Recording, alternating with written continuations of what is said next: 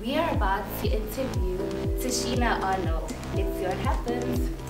Okay, so firstly, welcome to South Africa. Thank you very much. Is it your first time here?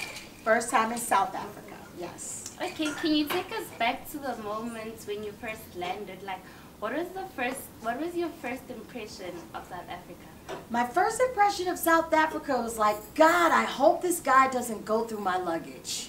Because I had a bunch of luggage at the airport. He said, you, come with me. I'm like, oh, no, here we go.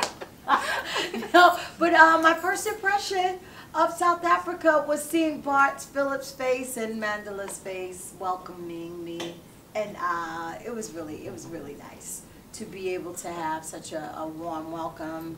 And everybody has been so warm and so endearing and so gracious since. Okay, and have you discovered some of your favorite food or hangout spots yet? Not yet. Oh, that's a coming. Oh, it's coming. Because I can't wait to, you know, digest the South African music, especially the house music. And food. I'm a foodie. I love eating. Last night I had some really good lamb. Because lamb, I don't eat a whole lot of red meat, but the lamb was delicious.